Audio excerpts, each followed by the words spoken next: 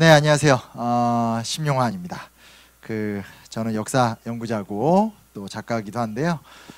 이번 통영 야행을 통해서 만나뵙게 돼서 굉장히 기쁘고 영광입니다.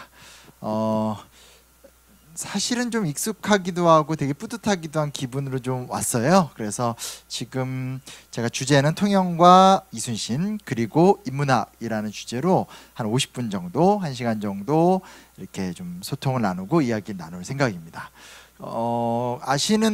네네, 저한테 이제 화면에서 이렇게 모습이 들어왔습니다. 이럴 때는 좀 이렇게 저한테 채팅을 남겨주셔도 되고요. 그렇죠, 이렇게 사인 같은 안녕하세요 이런 거 해주시면 저를 되게 좋아하는구나, 혹은 되게 제가 기뻐질 것 같아요. 그래서 서로 간의 표현은 되게 중요하거든요. 네, 그렇죠. 반갑습니다. 기대됩니다. 뭐 여러 얘기들 편히 올리시면 되고요. 지금부터 시간이 길진 않은데 그래도 요 시간 동안 좀 궁금하신 거나 이런 것들이 있으면 제가 최대한 보고 답변도 해드리고 또 제가 오늘 준비해온 이야기도 많이 나눠보도록 하겠습니다. 지금 보시고 계신 분들은 어떨지 모르지만 저는 개인적으로는 통영이 굉장히 좀 중요한 공간이고 뿌듯한 공간이기도 해요. 왜냐하면 제가 벌써 한 4년 됐죠. 4년 전부터 이곳에 이제 아마 세자트라 숲이라는 생태공원 아실 텐데 그 안쪽에 있는 이제 통영 RC 지속가능센터에서 1년에 한 번씩 대학생 역사학교도 진행하고, 또 작년에도 요맘때 사실은 여기 큰 홀에서 제가 인문학과 통영기행에서 한국의 근대 유산들도 쫙 나누고 했었는데, 올해도 또 이렇게 불러주셔서 이런 좀 시간 가질 수 있게 돼서 되게 좋고 마음도 좀 정겹고 그렇습니다. 다만 조금 아쉬운 건 작년까지만 해도 이렇게 직접 뵙고 이렇게 아이 컨택트 하면서 이렇게 소통했었는데 지금은 그러지 못하고 이렇게 그냥 화면 너머로 이렇게 만나야 된다는 게 조금 많이 아쉽지만 그래도 이렇게라도 만날 수 있게 돼서 기쁘고요.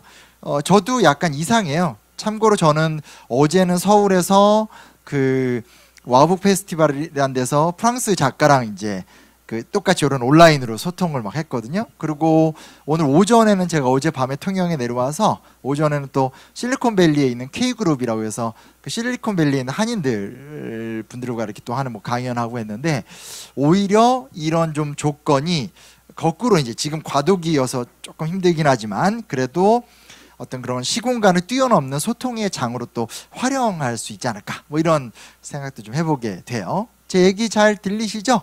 네, 저는 이제 편안하게 얘기를 한번 시작해 보도록 할게요. 제가 주제로 네네 그런 거 의사 표현 좋습니다. 네, 잘 들려요. 뭐 그리고 막 이럴 때 잘생겨 보여 이런 얘기하면 거짓 이런 농치셔도 되고요. 자, 얘기를 이제 시간이 얼마 안 되기 때문에 거짓말하니까 멈춘다고. 그렇죠. 빨리 들어가 볼게요. 요 사진, 제가 아까 처음에 나오는 화면의 사진은 제가 직접 서피랑 언덕 바라보면서 찍은 사진이에요. 저보다 이쪽 사시는 분들은 더 잘 아시겠지만 제가 또 이따 말미에도 얘기하겠지만 통영 우체국 쪽에서 쭉 걸어 올라가다 보면 박경희 선생이 내가 거기 살았었던 거 분명한 것 같다라고 하는 바로 그 생각, 그 앞에서 왼쪽으로 몸을 틀면 저렇게 서피랑 언덕이 보여서 뭐 여기가 다다다 아름다운 곳이긴 하지만 개인적으로 너무나 좀 특별히 아름다워서 이렇게 딱 찍었던 건데, 제가 이렇게 사진 잘 못 찍는데 좀 예쁘게 잘 나온 것 같아서 항상 제가 이렇게 통영을 소개할 때는 요 사진을 많이 씁니다. 겨울에 찍었던 사진인데 저는 뭐 심용환이고요. 이거는 뭐 그냥 소개는 막 제 책 쓴 거 나오는데 이건 항상 그냥 나오는 건데 넘어가고요. 단순한 질문, 오늘 아마 제가 나누고 싶은 3가지 정도 되는 이야기를 할 것 같아요. 첫 번째 주제는 이순신 장군이 되게 유명하고 이순신 장군이 굉장히 중요한 승리를 거두었다, 뭐 이런 이야기들에 대해서는 다 알고 있는 얘기인데, 거기서 제가 좀 드리고 싶은 핵심 화두는 뭐냐면, 그럼 이순신은 어떻게 이겼을까? 뭐 조금 쉽게 얘기하면 이순신은 신무기란 어떤 비상한 수단을 통해서 이긴 것일까?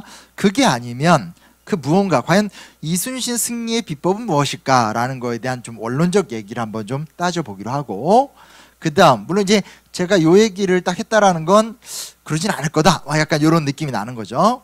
두 번째는 이제 제가 또 재밌는 거 갖고 왔습니다. 임진왜란 때 전염병이 창궐했을까 요 주제를 하나 갖고 왔는데 이거는 사실 저부터도 관심이 없었던 주제였어요. 왜냐하면 우리가 올해 이런 어떤 코로나라는 비상사태를 경험하기 전까지는 뭐 전염병이나 혹은 어떤 그런 바이러스 같은 경우들은 위협이 되긴 하지만 그냥 금세금세 사라지는 거라는 거. 조금 더 되짚어 보게 되면 해방되고 나서, 이건 조금 어르신들을 기억하시겠지만 해방되고 나서는 DDT 이런 거 있잖아요. 막 몸에 뭐 썩가래 이런 거 날 때 미군들이 와가지고 막 그 분말가루 뿌리면서 그런 어떤 질병, 그 전염병의 원인이나 이런 것들을 치료하고 하는, 즉 한국인들이 여태까지 지난 한 80년 대한민국 건국되고 난 시간을 고려해 보면 한국인들한테는 이 전염병이라는 것 혹은 그와 유사한 질병이라는 건 계속 이겨나가는 과정이었잖아요. 어렸을 때 여기다 불도장 주사 맞고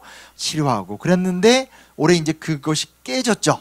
그러면서 많은 분들이 저한테도 그렇고 많은 역사학자들한테 물어보는 게 뭐냐면 옛날에 어땠냐? 이순신 장군도 혹시 전염병 때문에 고생했었나요? 이런 질문들을 많이 하세요. 요건 제가 미리 말씀드릴 수 있는데 맞습니다. 맞습니다. 그리고 아주 최근에야 이게 관심을 갖게 되고 연구하게 되는데 요 얘기도 제가 조금 이따가 해드리도록 할게요. 그 다음은 이제 제가 아마 그 통영에 오면 작년에도 와서도 이제 드렸던 말씀인데 사실 이런 거 있잖아요. 이곳이 이 지명 자체가 이순신 장군과 관련 있는 지명이고 아예 뭐 이 수군 통제영이란 이름에서 통영이란 멋진 이름이 나왔고 그리고 남도 지역의 어떤 곳보다도 더더더 그 이순신의 유산 그리고 임진왜란이라는 국난을 극복하는 데 있어서 가장 중요한 유산을 갖고 있는 곳이라는 것에 대해선 부정할 수는 없어요. 그러나 과연 그것만 있나? 그것이 아닌 어떤 그 한국의 일제강점기 또 혹은 그 이후에 한국 현대사라는 과정 혹은 그냥 통영이라는 그 가치 이 지역이 만들어내는 이야기들이 더 있지 않을까. 있다라면 이순신과 통제영, 세병관 같은 너무나 전국적으로 널리 알려진 유산과 더하기 조금 더 다른 이야기들을 함께 해나가면서 뭐 위치상 굳이 따지면 현재 기준으로 한반도에서 또 대한민국의 중심지가 서울이라고는 하지만 거꾸로 따지면 미래에 문화적이고 아주 인사이트를 줄 수 있는 창조적인 생명력을 가진 어떤 방향성을 갖고 있는 것은 또 통영이 아닐까. 뭐 이런 것들에 대한 이야기를 함께 좀 해보려고 하게 됩니다. 자, 그러면 이 정도 화두를 제시했고 본격적으로 얘기를 들어가 볼게요. 일단은 영상 하나 좀 틀어볼게요. 원래 저희 계획은 제가 이렇게 좀 직접 이렇게 쫙 돌아다니면서 같이 영상도 보고 이러면 좋은데 너무 올해 조건이 좀 안 돼가지고 그냥 사전에 멋진 영상 하나 좀 찍었는데 이 영상 보면서 제가 얘기를 해드리도록 하겠습니다. 드론 멋지게 찍혔죠? 여기는 통영 분들은 아마 다 아시는 곳일 거예요. 이순신 공원이죠. 제가 통영 외적인 곳에 가서 강연을 하거나 오늘 또 이순신 공원 다녀오신 분 계시네요. 할 때 제가 꼭 말씀드리는 게 뭐냐면 공원 이러면 특히 외부인들 입장에선 이게 뭐가 그렇게 중요한지 감이 없고 그냥 이쁜 곳이겠거니라는 생각을 많이 해요. 근데 아마 아시는 분들은 아시겠지만 이곳이 바로 특히 저 이순신 장군이 바라보고 있는 그렇죠. 이 앞부분 이곳이 바로 한산도 대첩이 있었던 바로 그 역사적인 현장이었고 또 이 지역에서 1년에 한 번 정도죠. 한산도 대첩 재현 행사 같은 거. 이것도 되게 멋져요. 실제로 저는 강구 안에만 이렇게 그 이순신 거북선이 붙어 있는 줄만 알았더니 운행도 하고 또 이렇게 지역 어민들이 직접 이렇게 막 행사도 하게 되고 참 이런 거 보면 맞아요. 뭐 한산 대첩이라고 해도 되고요. 뭐 한산도 대첩이라고 한다고 해서 넌 틀렸어 뭐 이러진 않으니까 그런 용어 자체는 별로 문제가 되진 않을 것 같아요. 자, 오늘 얘기의 이제 핵심이 될 수 있을 것 같은데요. 하나하나 들어가서 얘기해 볼게요. 제가 이제 항상 이순신 장군에 대한 이야기를 하다 보면 슬쩍 던지는 질문이 하나 있습니다. 난중일기 읽어보셨어요? 이렇게 물어봐요. 그러면 이제 많은 분들이 제가 그 얘기 딱 하면 약간 이렇게 가세요. 그러니까 무슨 얘기냐면 난중일기가 유명하니까 난중일기를 읽어봐야지라고 했고 안 읽으신 분들 많고 아니면 사서 읽어도 보는데 막상 읽으면 재미가 없는 거. 실제로 읽어보면 그쵸, 바로 댓글 나옵니다. 재미없어요. 아주 직설적이어서 좋은데 그렇죠. 왜냐면 첫 장 보면 날이 맑다, 화살을 열수를 쏘았다, 끝. 그 다음 장 보면 날이 흐리다, 화살을 열수를 쐈다, 이런 식으로 가기 때문에 실제로 그 유명세와 권장도서의 어떤 그런 것에도 불구하고 실제로는 좀 재미도 없고 약간 그렇죠. 근데 이제 하나하나 좀 들어가서 말씀드릴게요. 이순신 하면 어떤 이미지가 떠오를까를 좀 생각해 보죠.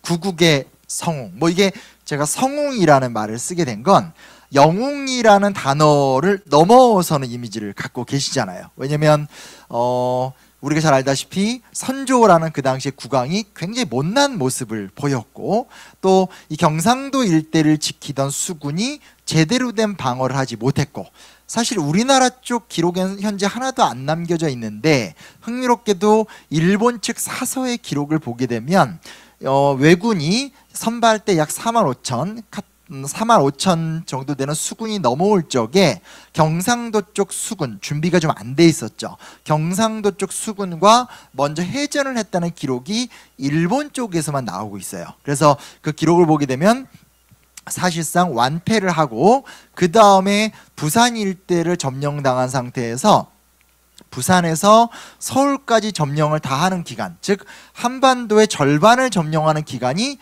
한 20일 정도 걸렸고, 제2의 서울이라고 불리우는 평양을 점령하는 데까지 한 달이 안 걸렸거든요. 그러니까 이건 굉장히 좀 정말 심각하고 한심한 모습이죠. 왜냐하면 실제로 그 당시에 부산이나 통영에 계신 분들이 걸어서 한양까지 가는데, 그냥 걸어가는데 빨리 가면 한 보름, 그리고 천천히 가도 20일에서 25일이면 도착하는 기간이었으니까 사실상 일본군이 들어와서 거의 저항이 없는 상태에서 쭉 밀고 들어왔고, 그 상태에서 선조가 보여줬던 행동은 도망가는 거. 그리고 우리가 조금 덜 알려져 있지만 의주까지 도망간 다음에 선조가 분조라는 걸 하잖아요. 광해군한테 조정을 나눠주게 되고, 이 부분이 좀 덜 알려진 건데 실제로 선조는 아예 중국으로 넘어가서 심양 일대에서 심양왕 같은 거를 하면서 이제 거기서 이제 그냥 눌러 앉으려고까지 했었거든요. 근데 중국 측에서 보기에 중국에서 오해까지 해요. 무슨 오해를 하냐면 이게 혹시 일본과 조선이 연합을 해서 지금 우리나라 명나라 그리고 요동을 공격하는 게 아닐까라는 의심을 했거든요. 왜냐하면 너무나 일본군의 진격 속도가 빨랐기 때문에. 그래서 사실은 그런 게 있었기 때문에 실제로 너무나 빨리 오니까 의심을 하다가 조사를 해보니까 그게 아니거든요. 그래서 중국 측 명나라 쪽에 있었던 재상들이 도대체 조선의 국왕이란 작자는 어떻게 나라를 이끌었길래 이렇게 제대로 된 방어를 못하냐.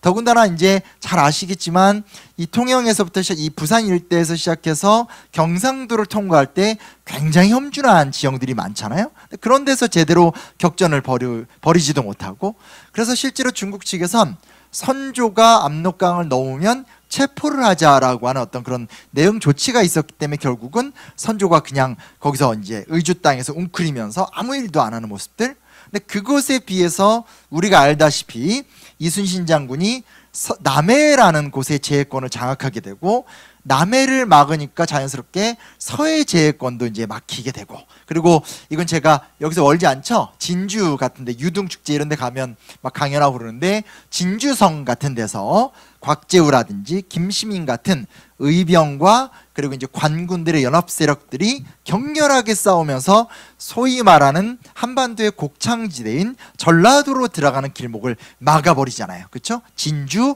하동, 남원, 전주 이렇게 딱 들어가는 길이거든요. 그걸 막아버리니까 바깥에서는 이순신 장군이 철통같이 막고 있고, 또 안쪽에서는 이 관군과 의병들이 치열하게 길을 막아대면서 소위 말하는 보급로를 막아버리는 상황이 되니까 사실상 이제 전쟁이 고착화가 되는 상황이 되게 되는 거죠. 그래서 사실 뭐라고 얘기하더라도 이 이순신이라는 존재, 그렇죠. 이럴 때 막 댓글 좋아요. 막 진주, 김시민, 의병, 곽재우 이런 거 같이 떠올려 줬습니다. 괜히 막 그건 진주 거야 이러실 필요는 전혀 없고요. 그리고 뭐 이게 정말 여담이지만 저는 여기서 되게 우아한 공간에서 이렇게 잘 이야기 나누고 있는데, 작년인가요 제가 그 진주 유등축제에 가서 강연했었었는데 제 앞에 갑자기 이렇게 껴들었던 트로트 가수가 제 앞에서 그 트로트 노래 6곡 하고 가셔서 제가 트로트 부르는 데서 역사 강연하는 정말 힘들었던 경험도 좀 있었었는데, 재밌으실까 모르겠네요. 이게 제가 이렇게 유머가 강하지 않아서 여튼 지금 전혀 그런 게 없습니다. 그래서 어찌됐건 이순신 하면 그 구국의 성웅, 불세출의 전략가, 한 번도 안 진 영웅 중에 영웅, 이거 우리가 잘 알고 있어요. 근데 보면 그가 어떻게 이겼을까에 대해서 한번 복기를 좀 해볼게요. 잠깐만 앞에 가서 이게 방금 전 사진을 보면 이 뭐 영화 명량에 나오는 장면인데 되게 중요해요. 영화 명량에서 잘 나오고 있는데 이 장면인데 이거죠. 일본군의 전법이라는 건 일본 배는 바닥이 삼각형이에요. 속도가 빠르죠. 그래서 빠른 속도 속에서 조총을 쏘면서 위협을 하게 되고, 조총을 막 쏘니까 상대 배가 저항을 못하는 상태에서 캐리비안 해적처럼 이렇게 밧줄을 탁 던져가지고 상대편 배를 이렇게 묶는 거죠. 쭉 당기는 거예요. 그래서 배랑 배끼리 묶은 상태에서 뭐 저렇게 나무를 쓸 수도 있고 그냥 건너올 수도 있는데, 건너와서 일본 특유의 장검이죠. 이게 어찌됐건 굉장히 영향력이 있었던 것 같아요. 왜냐면 우리나라 검이나 중국 검에 비해서 일본 검이 조금 길거든요. 근데 그 조금 긴 검의 위력이 굉장히 컸기 때문에, 또 더 중요한 건 일본에선 오랜 기간 전국시대라고 그래서 굉장히 무사들이 싸움을 많이 하고 있었던 상황에서 우리나라는 평화기를 오랫동안 보냈기 때문에 우리 이제 쉽게 말하면 농민들인 거고, 이쪽은 훈련받은 전투병들이니까 바로 이런 식으로 조총으로 위협하고 배끼리 붙인 다음에 줄을 엮어서 넘어와서 칼로 막 백병전을 하면 실제로 이걸 막아낼 수 있는 방법이 없었어요. 근데 제가 이제 드리는 말씀은 그겁니다. 이순신은 어떻게 승리했는가는 아까 우리가 앞에 영상에서 봤듯이 바로 요 장면입니다. 명량이라는 작품이 워낙 히트를 쳤고, 또 명량에서의 이순신 장군의 그 극적인 성공 같은 게 워낙 감동적이긴 하지만, 실제로 이순신의 어떤 그런 위대한 전쟁 영웅으로서의 모습은 한산도 앞바다에서 진가를 드러냈다고 할 수 있는데요. 지금 보시다시피 요렇게 하는 거죠. 적은 배가 빠르고 근접전을 펼치려고 해요. 그리고 조총이라고 하는 신무기를 갖고 있어요. 근데 여기서 중요한 게 있습니다. 그러면 이순신은 이것을 어떻게 상대해야 되는가? 신무기를 갖고 있지 않죠. 근데 가만히 따져보니까 우리 배는 판옥선 2층짜리 배죠. 2층짜리 배 위에다 뚜껑을 덮으면 거북선이 되는 거잖아요. 우리나라 배는 느리죠. 대신에 배가 느리지만 무겁기 때문에 대포를 실을 수 있어요. 일본 배는 대포를 실을 수가 없어요. 일본의 기록화들을 보게 되면 일본도 배에다가 대포를 실으려고 했던 적이 있는데 감당이 안 돼서 끝내 대포를 실지 못해요. 근데 이 당시 대포라는 게 재밌는 게 뭐냐면, 오늘 우리가 생각하는 대포는 영화 명량에서도 빵 쏘면 슉 하고 날아가서 적진에 가서 빵 터지면서 주변 사람들이 막 파편에 의해서 맞아 죽고 이런 것들을 생각하잖아요. 그러나 이게 조금 어려운 말로 이중신관형 대포라고 하죠. 뒤에 추진 장약이 있고 가서 터질 적에 앞에 있는 장약이 터지면서 그 쇠조각에 의해서 사람들이 죽는 건데, 이런 식의 우리가 생각하는 주변을 폭파시키는 형태의 대포라는 것은 그거는 19세기가 돼야지 나와요. 그러니까 이때 대포라는 건 쏘면 멀리 날아가서 뚝 박히는 걸로 끝나거든요. 그래서 실제로 육전에서는 대포가 그다지 효용성이 없었어요. 그런데 아까 보여드렸던 그 그림처럼 뭐가 중요한 거냐면, 멀리서 느린 배지만 느리기 때문에 안정적이고 대포를 꽂아서 장착할 수 있고, 멀리서 대포를 쏘면 육전에서야 쏘는 게 어차피 활로 쏘든 총으로 쏘든 대포로 쏘든 사람이 한 명 죽는 거거든요. 구멍의 크기의 차이밖에 없어요. 그런데 이제 바다에서 대포를 막 쏘면 상대 배를 구멍을 내버리니까 이거 굉장히 화력이 셀 수밖에 없죠. 그래서 상대 배가 어쩔 줄 몰라 할 때 충거선 가서 부딪히는 배인 이제 소위 말하는 거북선이 가서 쿵쿵쿵 부딪히게 되면 일본의 이 약한 체질, 가벼운 배들이잖아요. 그 배의 용골이 뚝 부러지면서 바닷속으로 꼬르륵 이렇게 가라앉게 되는 이런 이제 효과가 나게 되면서 승리를 거두게 되는 거죠. 제가 개인적으로 기대하는 게 명량이라는 그 작품 만든 제작진이 지금 한산도라는 작품을 만들고 있다고 하는데 조금 더 어떨까 이번 작품 어떻게 나올까 좀 기대를 하고 있는데 여튼 여기서 어떻게 초기에 일본군을 제압했는가에 있어서 굳이 전략적인 측면에서 꼭 지적을 한다라면 신무기를 갖고 이긴 건 아니다라는 거죠. 다만 중요한 것은 우리의 열세, 즉 우리 배는 느리다라는 거, 우리의 무기는 전통적이라는 그 고정관념을 뒤집은 거죠. 느리지만 단단하고 안정적이고 대포는 원래 육전에서 쓰던 무기이지만 해전에서 썼을 때 훨씬 더 큰 힘을 갖게 되고 또 배끼리 부딪혔었을 때 무거운 배가 가벼운 배를 무너뜨릴 수 있다라고 하는 아주 작지만 의미심장한 아주 창의적인 사고방식의 전환이 있었기 때문에 사실은 승리를 거뒀다. 말하다가 괜히 제가 되게 신났거든요. 하여튼 이런 게 있다라는 걸 좀 알아두시면 좋을 것 같아요. 이해 잘 되고 계시나요? 네네네.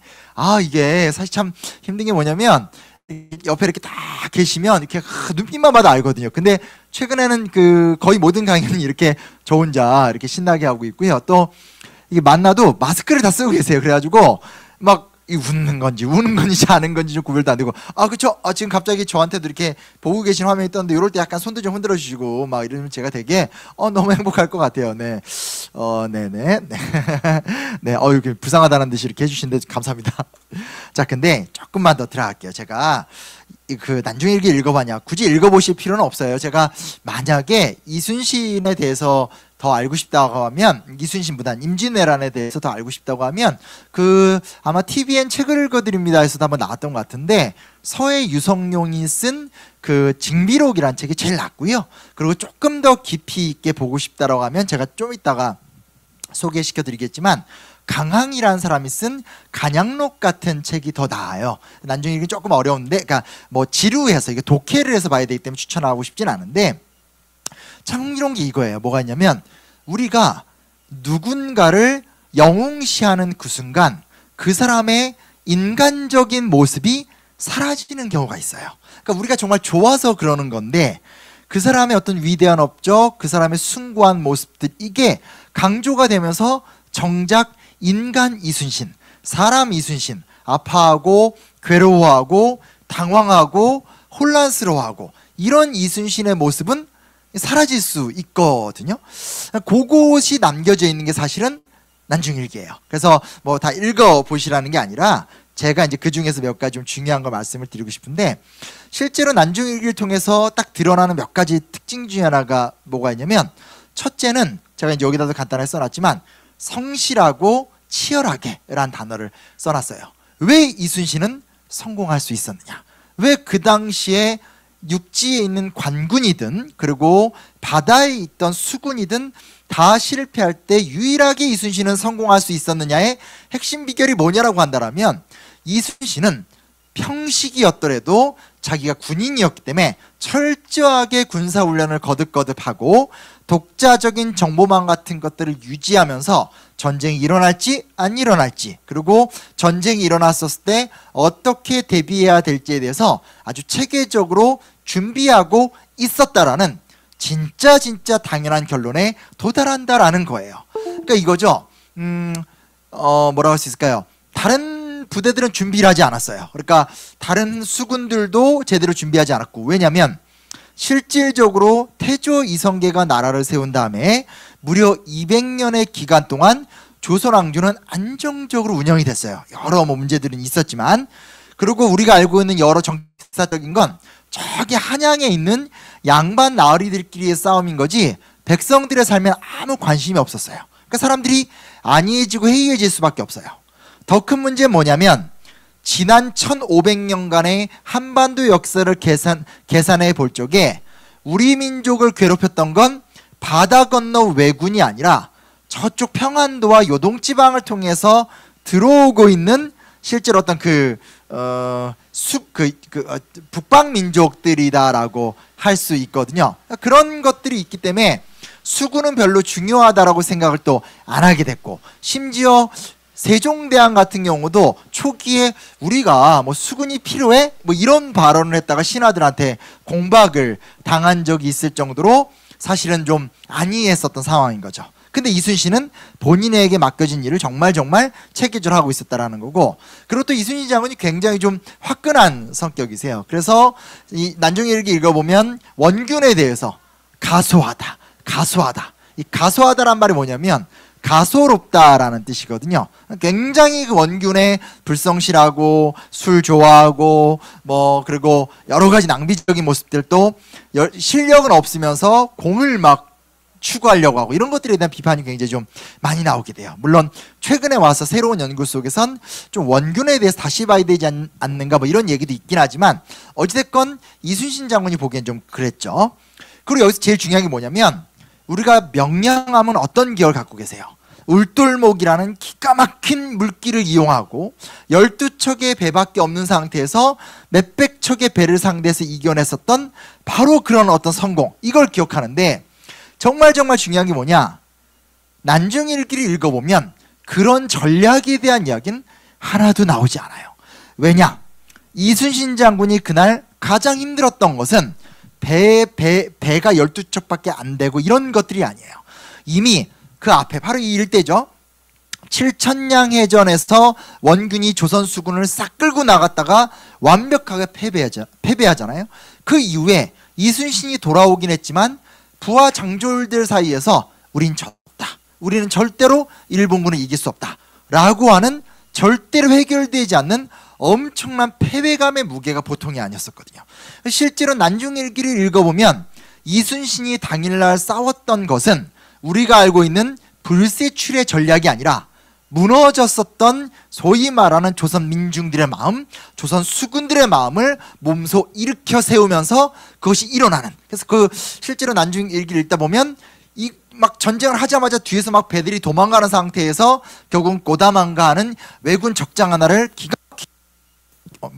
기가 막히게 잡아요. 그래서 잡은 다음에 죽여서 좀 잔인한 얘기지만 그 갑옷이 있잖아요. 화려한 그 시신을 도막도막 낸 다음에 창으로 올려서 이렇게 막 우리가 왜 적장 하나를 잡았다 이런 장면이 나오니까 사람들이 그때부터 기세에 불타서 이렇게 같이 싸웠다 이런 기록이 있는데 난중일기의 그 부분 기록을 보면 무슨 말이 나오냐면 정말 좀 제가 풀어서 얘기하면 정말 이날은 신이 도왔다. 그대로 쓰면 참 신이한 날이었다. 이런 말이 나와요. 근데 이 신이한 날은 내가 되게 전략을 잘 짜서 이 신비한 전략이 통했다 이게 아니라 무너졌던 군인들의 마음을 못 일으켜 세울 줄 알았는데 야 이걸 일으켜 세웠다. 이거에 대한 감탄이 굉장히 강하거든요. 그래서 우리는 언제나 이순신 장군에 대해서 막 추억하고 기억할 적에 그의 위대함, 그의 전략적인 탁월함 이런 것들을 이야기를 하지만 물론 그렇지만 실제로 이순신 장군의 난중일기를 통해서 만나는 이순신의 자의식을 살펴보고 있으면 이순신이라는 존재는 언제나 성실했고 치열했고 그러지 못했던 사람들에 대해서 굉장히 비판적이었었고 그리고 무너진 사람들의 마음을 일으켜 세우기 위한 뭐 진정한 리더, 사람들의 마음을 읽을 줄 아는 그리고 마지막에 가면 우리가 좀 항상 그거잖아요. 마지막 노량해전에서 왜 갑옷을 입고 싸우지 않았을까? 뭐 이런 얘기를 많이 하게 되지만 실제로 난중일기 말미에 가보면 어머니가 돌아가셨을 때 굉장한 정신적 지주셨거든요. 어머니의 죽음 가운데서 정신적인 멘탈이 붕괴되는 모습들 거기서 휘청대다가 결정적으로 막내 아들이 죽으면서 사실상 난중일기 막판의 글을 보면 조금 과장하면 극도의 우울증이 드러날 정도로 굉장한 혼돈기를 겪게 되거든요. 그런 과정들, 즉 중요한 전적에서 이기고 나니까 선조나 조정의 신하들이 질투하고 그래서 억울하게 고통당하고 그 과정 속에서 그럼에도 불구하고 백성들을 지키기 위해서 싸우는데 어머니가 돌아가시고 아들이 죽는 과정 속에서 멘탈이 붕괴되어가는 과정들. 사실은 우리가 한편에서는 이순신 장군에 대해서 굉장히 잘한다고 생각하고 있고 그를 칭송하면서 그의 위대한 전략, 그 위대한 싸움 막 미화를 시키고 있지만 그렇게 그쪽을 바라볼수록 조금 시니컬하게 얘기하면 우리가 이순신의 그 인간성에 대해서 놓치고 있지 않은가? 그도 똑같은 사람인데 그도 아팠는데 아픈 정도가 아니라 절망했었었는데, 고통스러웠었는데, 이런 것들에 대해서 놓치고 있는 건 아닌지, 이런 생각도 한번 해보는 게 어떨까라는 좀 생각도 해보게 돼요. 요건 약간 감동이 있지 않나요? 이게 저는 나름대로 지금 좀 이렇게 감동을 스스로 이렇게 제가 이렇게 약간 얘기하면서 스스로 감동받는 스타일인데, 이게 좀 느껴질 수가 없어요. 그래서 이게 여러분 저를 브라운 관을 통해서 이렇게 보지만 저는 솔직히 말하면 그냥 어두운 밤하늘 속에서 혼자 이렇게 얘기하고 있는 건데, 하여튼 그런 부분도 저는 느껴보셨으면 좋겠고, 제가 영화를 만드는 사람은 아니지만 누군가 새롭게 좀 이순신 장군을 그린다라고 하면 제가 옆에 가서 이런 걸 자료를 주면서라도 좀 고통을 짊어졌었던 인간 이순신에 대해서 지금 어떤 분께서 그쵸 트라우마 같은 얘기들도 하셨는데, 맞아요. 이런 부분에 대해서 좀 건드려 볼 필요도 있는 것 같아요. 이거 저도 앞으로 조금 더 신경 써 볼게요. 자, 영상 하나를 더 보면서 말씀을 드릴게요.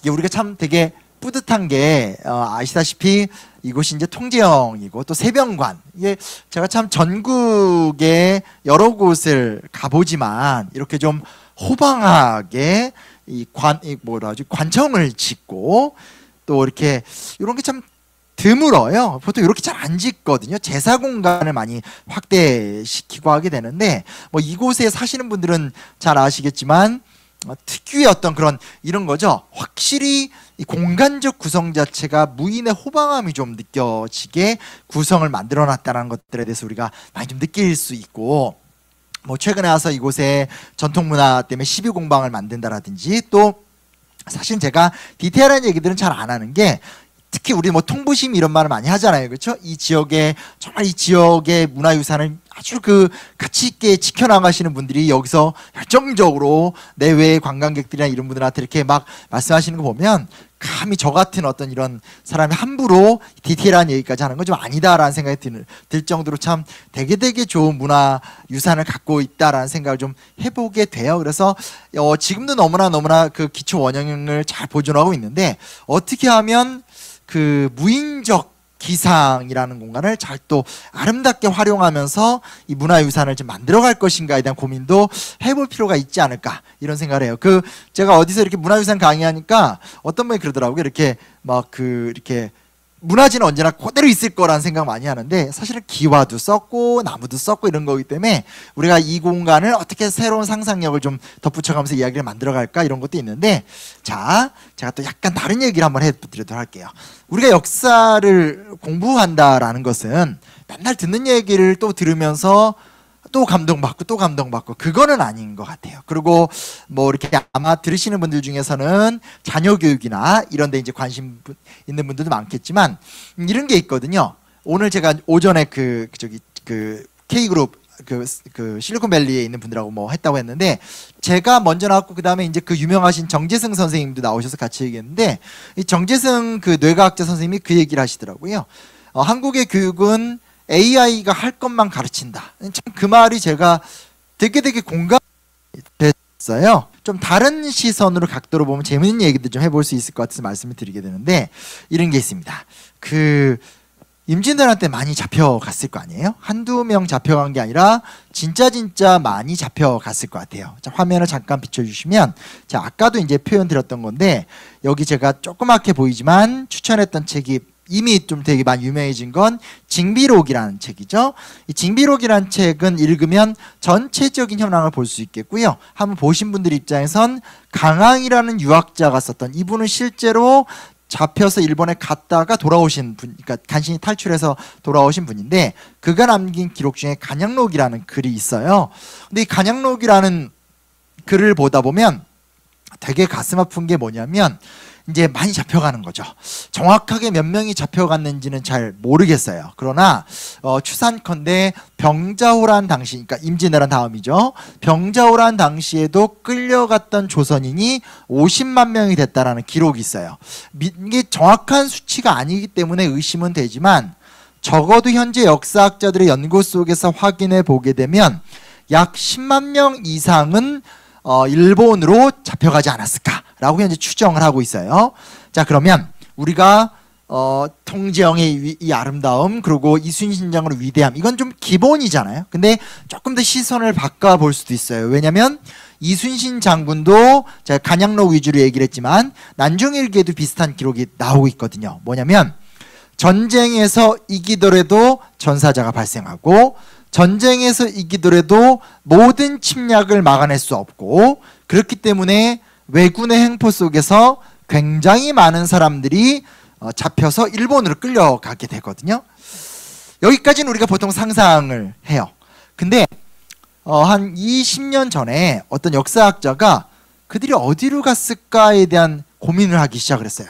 그리고 아예 조금 더 창의적으로 아예 어떤 조사를 했냐면 스페인, 그러니까 그 당시 스페인의 도시였죠. 필리핀 마닐라에 가봤어요. 실제로 이때가 시기적으로 보게 되면 필리핀 마닐라를 중심으로 해서 동남아시아의 유럽 상인들이 굉장히 많이 왔었고, 그래서 이 동남아시아의 국제 노예 시장이 아주 번성을 했었던 상황이었었어요. 근데 어떤 일이 벌어지게 되냐, 실제로 놀라운 연구 결과가 나타나게 되는데 약 10만여 명 이상이 끌려갔고, 그 중에 조선인 여성들 중에 상당수는 일본의 하급 사무라이들의 아내나 노비가 됐고, 또 아예 조선인이었지만 일본 땅에 정착해서 하급 일본인 이름을 갖고 하급 사무라이가 된 사람들도 있었는데, 또 이제 개 중에 정말 재수가 좋았던 한 만여 명 정도는 사명대사나 조선인 통신사들에 의해서 다시 본국 땅을 밟을 일도 있었지만, 대강 한 10만을 기준으로 했었을 때 8만에서 9만 명 정도 되는 이 조선인들은 대부분 다 동남아 마닐라에 있는 노예 시장으로 끌려갔던 것 같아요. 어느 정도 충격적이었냐면 포르투갈에 그 당시 그 마닐라 일대에 있었던 포르투갈 카톨릭 사제들의 기록들을 보게 되면 당시에 그 마닐라 노예 시장의 노예가가 10분의 1로 폭락을 해버리는 사태가 일어나요. 왜 가격이 이렇게까지 떨어지냐? 조선인 노예들이 엄청나게 공급이 되었다라는 거죠. 그래서 그 역사학자가 거기서 연구를 멈추지 않고 아예 시기를 특정해서 16세기, 17세기 전반까지의 이탈리아 노예시장까지 가요. 그래서 이탈리아까지 가서 이탈리아의 노예시장의 명부를 분석해 보셨어요. 충격적인 결과가 뭐냐면 저도 참 놀랐었죠. 16세기, 17세기 이탈리아 노예시장에 조선인 노예 명부가 주르륵 등장했었어요. 그러니까 이런 게 일종의 상상력이고 창의력이라고 볼 수 있어요. 아픈 결과지만 우리가 매일 기억하는 것들을 기억하는 건 나쁜 건 아니지만 거기에 더하기 조금 더 다른 생각들을 하게 되는 거죠.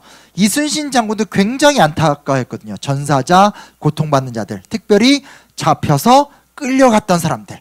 이 간양록을 썼던 강한 같은 경우는 본인이 그 고통을 겪었죠. 기록을 보다 보면 온 가족이 끌려가는데 어떤 아이가 거기서 어머니 아버지 하면서 엉엉 우니까 한 3살짜리 한 4, 5살짜리 되는 애인데 왜군이 시끄럽다고 그 애를 들어서 바다에 던져버리는 거예요. 그러니까 그 아이가 허우적거리다 그냥 죽어버리고 아무도 그를 도와주지 못하고, 뭐 이런 기록들이 간양록에 계속 나오거든요. 그런데 계속 추적하다 보니까 상당수의 조선인들이 마닐라로 가서 다 뿔뿔이 찢어져서 한 2, 3년 동안 배를 타고 갔겠죠. 인도양에서 질병에 걸려서 죽을 수도 있고 대서양에서 흑인 노예랑 섞여 있을 수도 있고, 그래서 그렇게 해서 생존했던 사람은 이탈리아에 가서 평생을 노예로 살다가 사라졌던 존재들.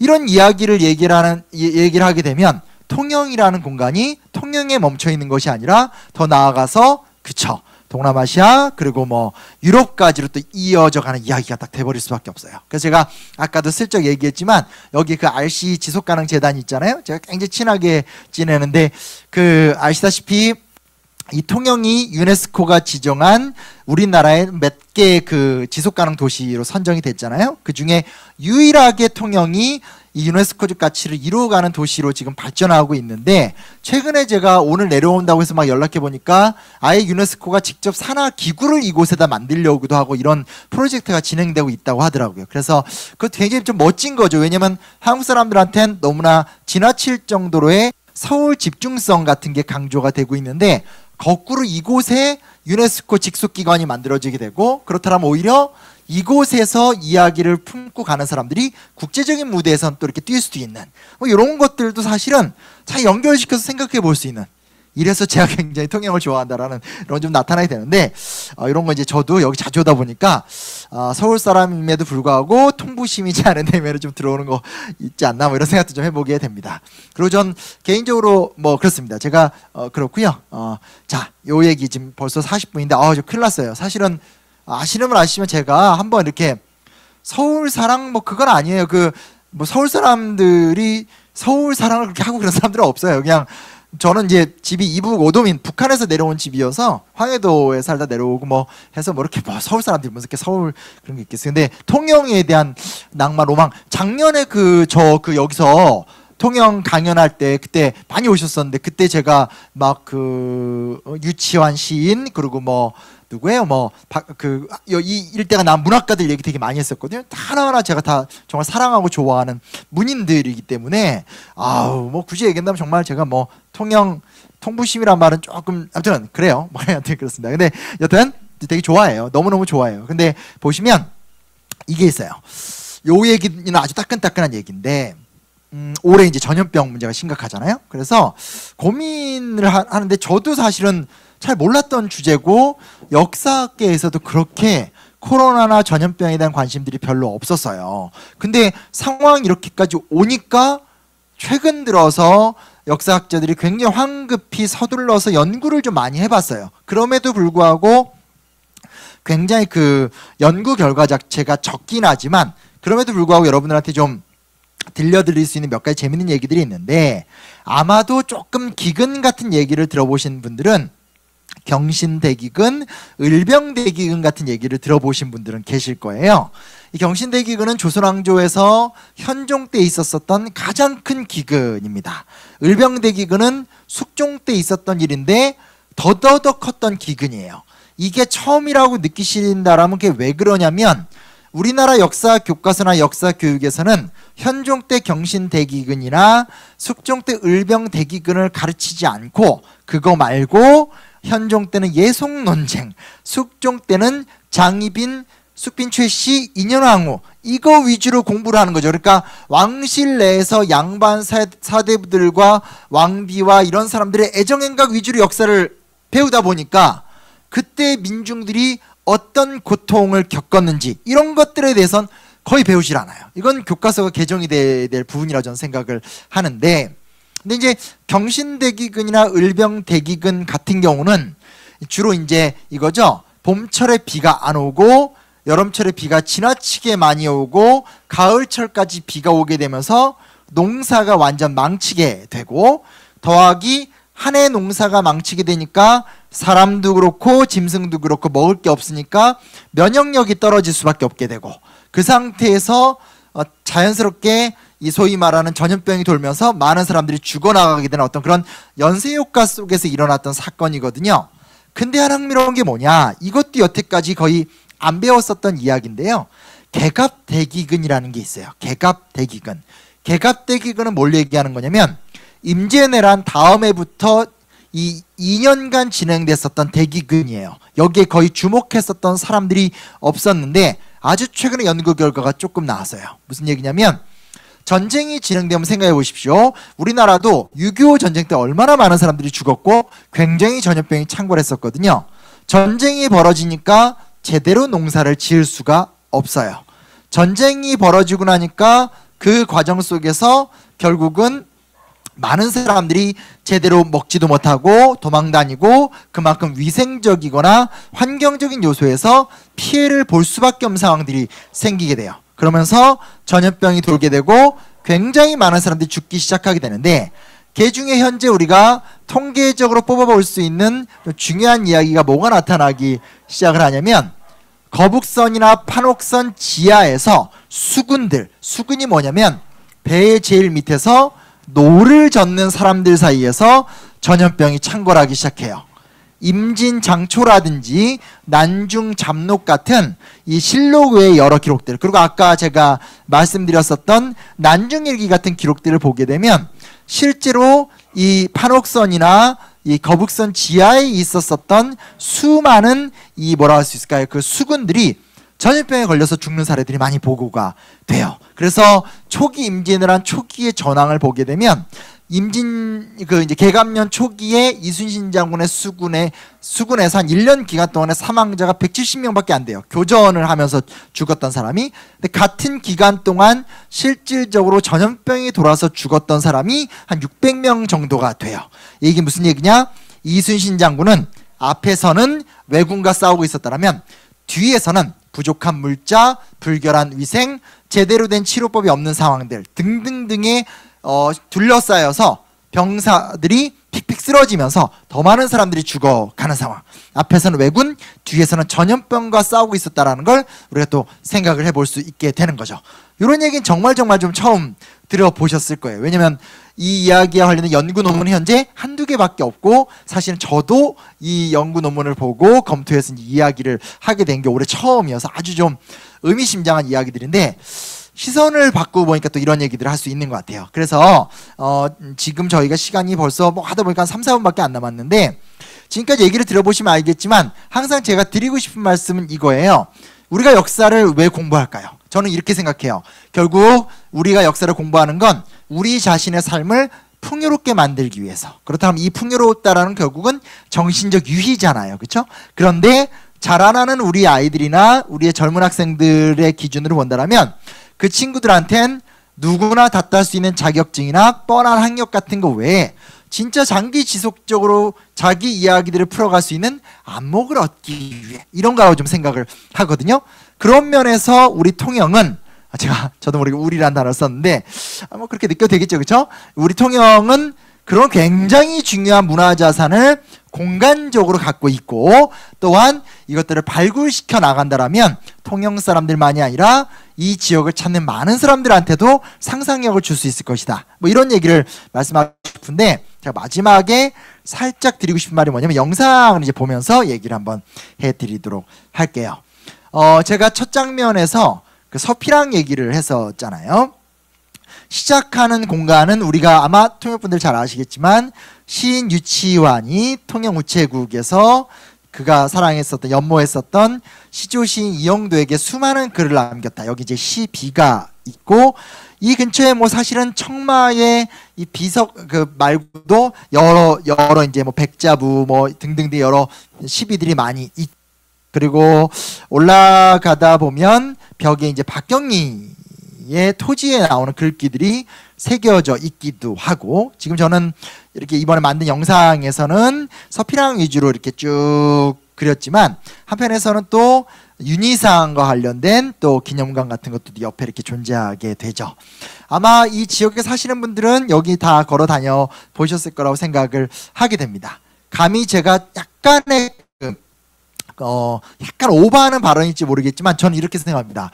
이 통영의 아름다운 자산 중에 하나가 동피랑이고 또 아름다운 자산 하나가 서피랑인데, 동피랑은 우리가 알다시피 진짜 재미있고 전국에서 모범이 되는 벽화 마을의 모양을 갖고 있다라면, 어차피 이 통영을 통해서 유치환, 이영도, 그리고 윤희상, 박경리, 이건 배출한 사람들이고, 이 사람들과의 관계를 또 김춘수도 있죠. 또 그 외에 더 많은 분들이 있지만 관계까지 따져보게 되면 백석, 뭐 이중섭, 전영님 등등등의 굉장히 많은 근현대 문인들이 이곳에서 났고 또 이곳을 거쳐갔기 때문에 그런 이야기들을 서피랑 루트 또 혹은 지금 어떻게 앞으로 이 도시를 어떻게 갖고 갈 것인가를 고민하고 있는 그런 부분에서의 어떤 그런 도구로 활용되는 것도 괜찮지 않을까. 요 얘기 하나 드리고 말씀드릴게요. 저는 이제 아무래도 직업과 이 활동상 외국 사람들도 많이 만나게 되는데요. 외국 분들이 와서 항상 하는 얘기가 뭐냐면, 우리나라는 이게 이제 프랑스 사람이든 다 비슷한 말들인데, 우리는 사는 곳을 보면 이렇게 구시가지, 신시가지, 중세대 도시 이렇게 나눠져 있는데, 너네 나라 와보면 되게 재밌는 게 뭐냐면 너네는 뒤죽박죽이다. 근데 이 뒤죽박죽이 나쁜 의미가 아니라 혼재의 미학을 갖고 있다더라, 뭐 이런 얘기를 막 해요. 되게 독특한 측면이거든요. 우리가 보기엔 야, 세상에 막 현대적인 모습, 뭐 일제강점기 때 모습, 조선시대 때 모습이 엉켜 있으니까 되게 보기 안 좋네 라고 생각을 하지만, 외국 사람들이 보기엔 그런 모습 자체가 굉장히 다이나믹하면서 지구상에 결코 흔히 보기 쉽지 않은 모습들이다라는 거. 근데 그 중에서 한반도 전체에서 제가 정말 전국을 돌아다니면서 다 살펴보고 검토하고 강연하고 만나보면서 경험하는 거지만 통역만큼 조선시대의 유산과 그리고 일제강점기 때의 유산, 근현대사의 유산, 그리고 음악적 유산, 미술적 유산, 문학적 유산, 역사적 유산이 섞여 있는 곳이 없다. 그런 것들을 지역민들이 함께 잘 만들어가면 정말 정말 좋지 않을까라는 생각도 하게 되고요. 자부심만 가지시면 안 되고 그런 것들을 함께 좀 더 외부인들이 와서 직관적으로 느낄 수 있게 많이 보여주셨으면 좋겠고요. 오늘 얘기 어떻게 좀 재밌으셨나요? 네. 네네, 재밌어야 되는데 네, 재밌어야만 돼요. 이럴 때 약간 표 주셔도 되는데 이렇게 얘기를 시간이 다 돼서 좀 마무리 짓도록 하겠고요. 또 저희 기회가 되면요 만나서 또 다른 통역 이야기 혹은 또 다른 주제로 얘기를 또 해보도록 하겠고요.